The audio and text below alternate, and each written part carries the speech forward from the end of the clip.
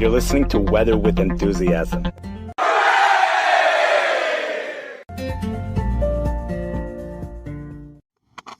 Wednesday, April 17th, 2024. This episode was updated Thursday, April 18th, and now includes international measurements of rain millimeters, along with some other updates and some entertaining sound effects.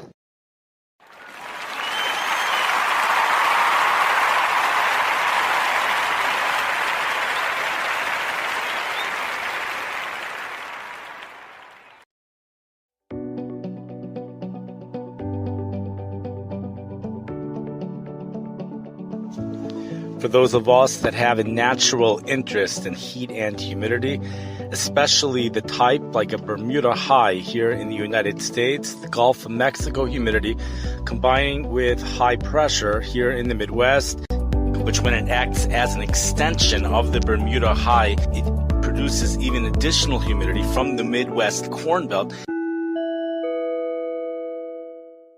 especially when the high-pressure ridge goes high enough into the atmosphere that it prevents thunderstorm development, as what happened in July 1995.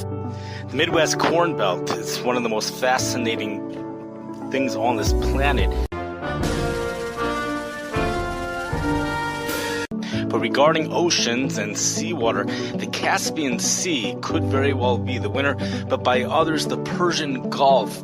India also is on a very high level, but it's impossible to overlook the United Arab Emirates, which sits right along the Persian Gulf.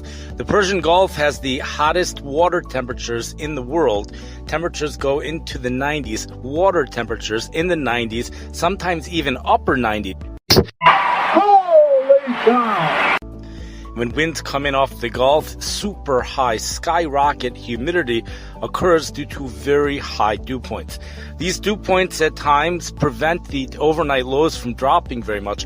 We've taken a look at the weather forecasts many times for the city of Dubai in United Arab Emirates and noticed that the temperature sometimes does not drop under 95 degrees. Oh my gosh. 95 degrees Fahrenheit is equivalent to 35 degrees Celsius.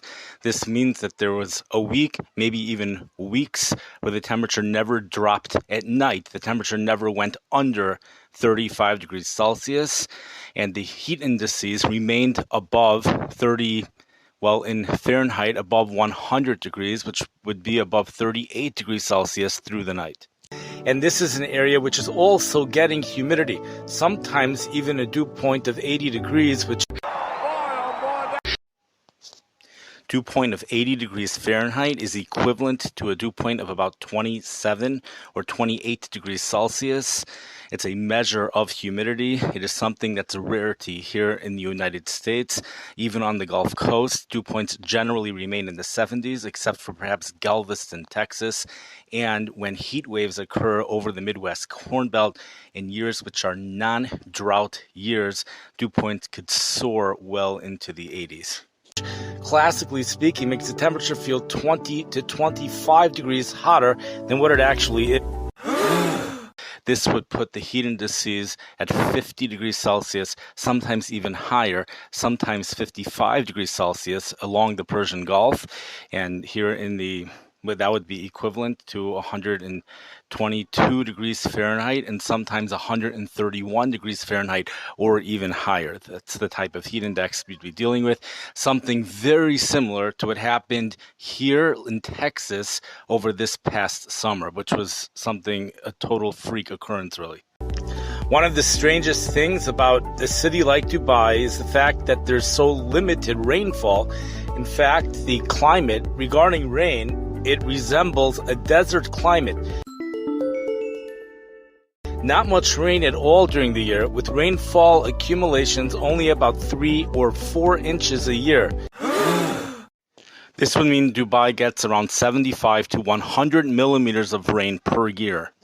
It's very shocking. It's just really mind-boggling, especially for those of us that are used to places like Florida, where the dew points are not even as high, but everyone knows all it takes is one thunderstorm and you get a big downpour. Yes! A superficial understanding, at the very least, could be that it's similar to what happened in the Midwest here during the heat wave July 1995, where meteorologists said, quote unquote, it's just too hot for rain. That means the high pressure ridge, heat expands, and the ridge was going so far up into the atmosphere, it just wasn't able to rain. And that's just the superficial understanding. The temperatures are basically very similar. They basically have a 1995 heat wave, which was experienced even in Chicago, where heat indices went into the 120s. They have that as part of their climate. It happens every summer throughout the summer. The southeast winds, I believe it's the southeast winds, bring in that enormous amounts of humidity, especially towards the end of the summer. Well, the United Arab Emirates, this has been all over the news. We had a potent low pressure system that moved across that area, bringing a historical rain event to that region. Just to read to you some of the totals, this comes from AccuWeather. These are the 48 rainfall totals in the Middle East. Marmul, Oman, 13.61 inches. Chabahar, Iran, Chahbahar, Iran, 12.36 inches. Jask, Iran, or however people pronounce it, Iran, I've heard both pronunciations, 8.19 inches. Dubai, United Arab Emirates, 6.45 inches. And Qamyaira, Oman, 5.44 inches. In millimeters for Dubai, 164 millimeters. In Marmul Airport, which is located near the oil fields in southern Oman, measured 13.61 inches, which is 345.8 millimeters. Chabahar on the coast of Iran reported 12.36 inches, which is 314 millimeters.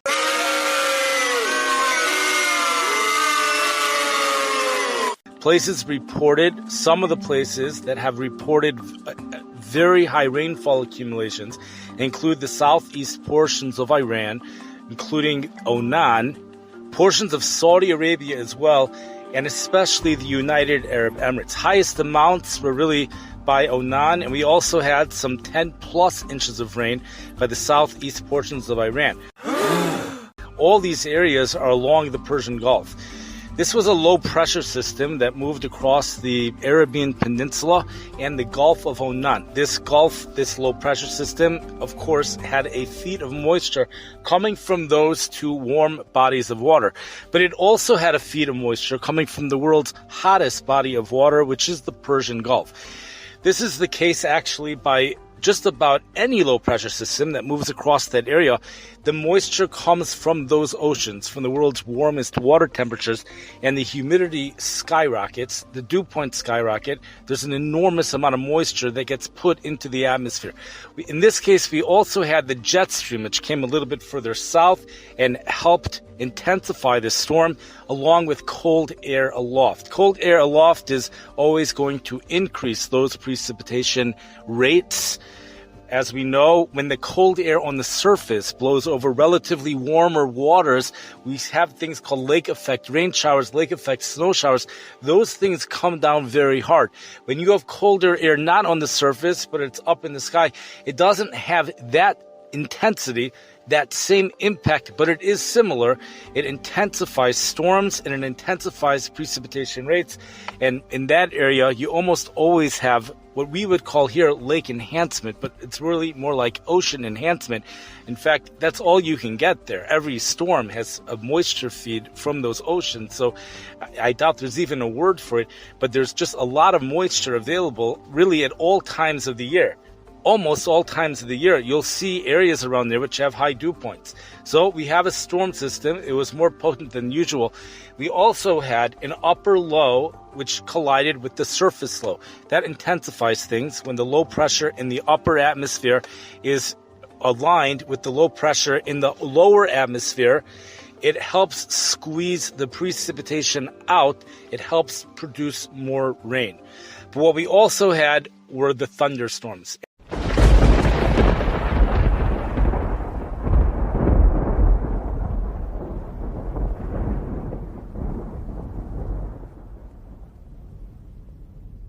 And lightning Lightning is something, this is said more by snow. And it's just said by snow. It applies to rain just as well. By snow, meteorologist Dave Murray, KTVI chief meteorologist in St. Louis, has said that when there's thunder or lightning by snow, it opens the gates of heaven to the snow. The same thing is true by rain. It acts as a cloud seed, really, and it gets the precipitation going, and it acts as a very efficient precipitation maker. In fact, if you were to put cloud seeds, if you were to seed the clouds at a time when there's a thunderstorm, there's already lightning, it's very questionable whether that cloud seeds would do a thing in such a case. It's important to mention this, and we're going to get to that in a second. It's due to the United Arab Emirates. They are world leaders when it comes to cloud seeding. They lead the world by leaps and bounds.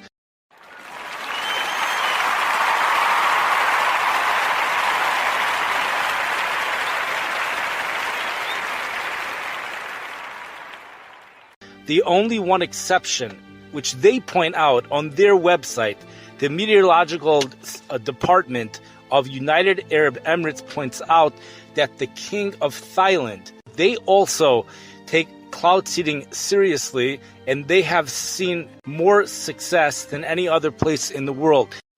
The following 1-minute segment is read straight from the United Arab Emirates Meteorological Department website. But rain enhancement has also been actively pursued by a number of other countries. Examples of these are China, which currently has a wide cloud seeding system.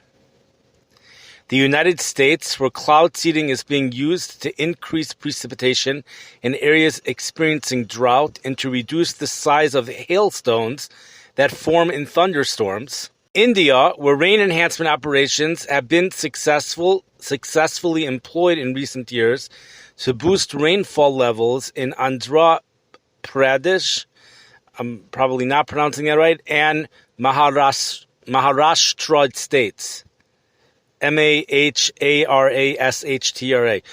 Thailand, where the enlightened and far-sighted role played by His Highness King Bhumibol, Bhumibol, of Thailand, has been instrumental in the development of Thailand's excellent record of successful operations to boost rainfall in water basins and agricultural areas.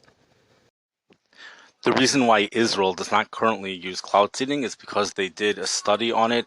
They tried it out for a number of years, and it showed to be ineffective in Israel. So for their climate, it was not effective. That information comes from the Israel Meteorological Department website, or the Meteorological Service website. From a meteorological perspective, all the ingredients were there. Everything necessary to produce a heavy rainfall event was there. Apparently, the system also became stationary. It had to have done that. And that's a super band ingredient. That's a superpower ingredient when it comes to a thunderstorm. If you can get a thunderstorm to remain stationary, to give you an idea of what could happen, all you have to do is think back at the Fort Lauderdale incident in Florida, where the rainfall accumulations, we did a whole podcast on it. The following 1 minute is an extract from the Fort Lauderdale episode that we did a year ago. What's completely remarkable is that both floods happened on the same date.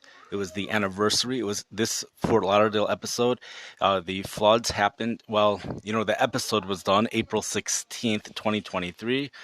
And I don't know if the floods happened then or the episode was made then, but it's the anniversary of one of those. Sunday, April 16th. We have a very spooky event that took place last week in the Fort Lauderdale, Florida area. Unbelievable amounts of rain. Nothing like this was really forecasted to happen. Heavy rainfall amounts of 1 to 3 inches is what was forecasted. This was from a stalled front from this low pressure system where a storm just developed and it remained stationary over Fort Lauderdale. And there's enormous amounts of precipitation that came down, 25.91 inches within a 24-hour period or so, which is the rain was falling at the rate of 6 inches an hour at times. People living in Fort Lauderdale apparently have reported as saying that they've never seen floods like this ever. There's never been anything. This is an area that has seen hurricanes, powerful hurricanes in the past. They've never seen anything like this ever. Thunderstorms are just such a powerhouse. They have like natural cloud seeding in it. That's what the lightning does. Lots of lightning over the Dubai area. And this is very much focused on Dubai because that's where the weather stations were, and that is reported to be the world's second busiest airport according to some news sources, and that airport had to shut down. This is a rainstorm. All the ingredients necessary to produce heavy rain were all there. We had a low pressure system move across very warm bodies of water. We had a jet stream.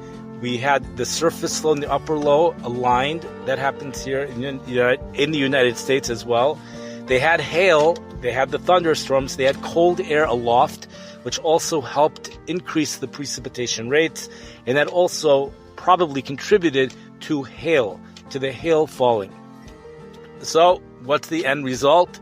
The end result is that the city is reported to have shut down with a description similar to what you would hear about by a nor'easter blizzard in the East Coast. It brought the city to a standstill.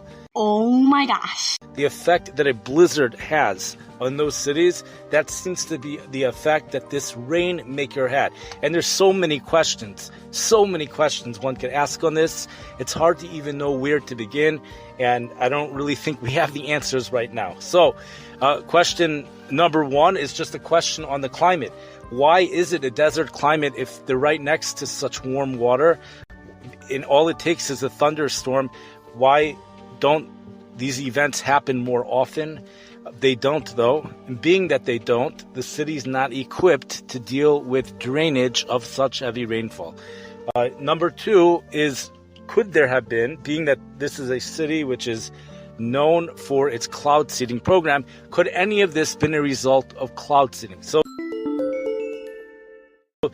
if you go to the meteorological department of that country, you read on their website will say they have 6 aircraft that they use to put salt in the atmosphere.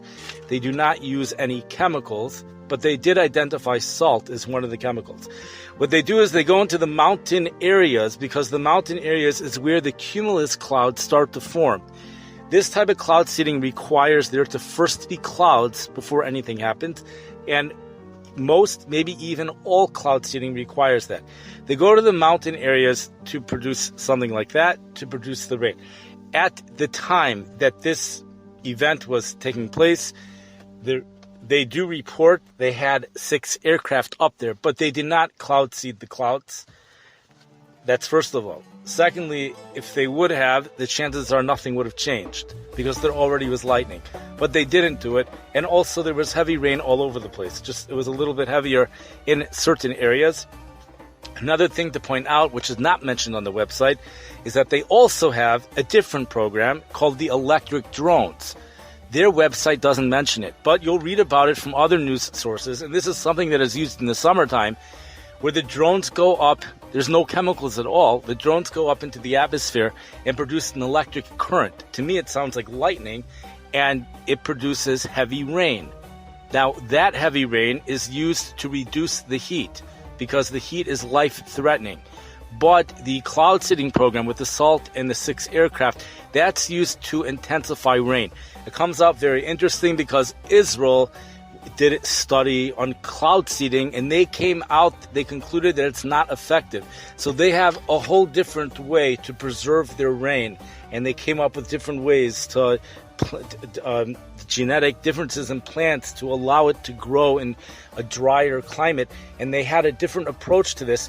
But the United Arab Emirates, probably due to the scorching high humidity they have over there, they found cloud seeding to be very effective, and it looks like their role model could very well be Thailand. I don't know if I'm pronouncing it right. Thailand, and they mention gratitude to him, words of praise to the king of Thailand for going ahead and using this approach over there. So it sounds like that might be their leader. And United Arab Emirates is very motivated, probably because there's two reasons. One of them is to just eliminate the life-threatening heat. So temperatures being 110, they drop to maybe 100, something like that, on a summer day. They do that sometimes with electric drones. So although there are some news sources that say that there could have been cloud seeding, but they claim they did not. There was no cloud seeding involved in this. And what you have to realize is that all of the ingredients were there to produce a heavy rainfall naturally. The U.S. would have gotten this, no big deal, no cloud seeding at all. This is, we've seen a lot of times where there's thunderstorms. It is an enormous amount of rain, but it happens. 6 to 11 inches of rain. Officially at the Dubai International Airport, the 2-day total was 6.45 inches. 5 point some of that inches fell in one day. And I believe 0.7 something fell on Monday. 5 point whatever fell on Tuesday, and then the final inch fell on Wednesday. It was something like that. And then you have other areas as well. We mentioned some places that got 11 inches. A couple places in Iran, they got 11 inches. We know its impact on the United Arab Emirates was floods. I don't know the impact it had on the other countries, but you can read about this. It's not in every newspaper, but I'm sure by tomorrow it will be. And AccuWeather will give you more of the statistics, the exact amounts of rain, which would include millimeters as well. This is a city that only gets 3 point some inches of rain per year, and it is a desert climate. Those are the words that we have to say right now. I wish everyone a wonderful night. Have a Chag Kosher v'Sameach. Take care. Thank you for listening.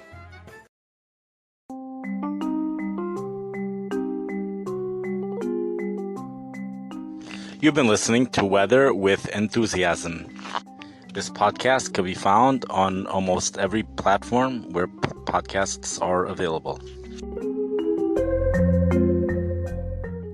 We have two things going on. We have evaporative cooling and we also have dynamic cooling, and the two are coming together to produce a major snowstorm in the deep south. The only time you could blame cold air on climate change is when it's a result of the stratosphere warming, which is what causes all the Arctic air to come down south. The way to get a 6-inch snowstorm here in the Midwest and in the Southern Plains has always been you need 3 ingredients. It's hard to believe the numbers that are being forecasted. Several additional feet of snow is expected by Monday morning. Yes! Hey, we have a special guest on our show. What is your name? Kitabis. 27.1 barometric pressure. Feet of snow are falling in Japan. Oh my gosh. That's a time of celebration. Just Google Weather with Enthusiasm and they're all going to come up. Hashem made this world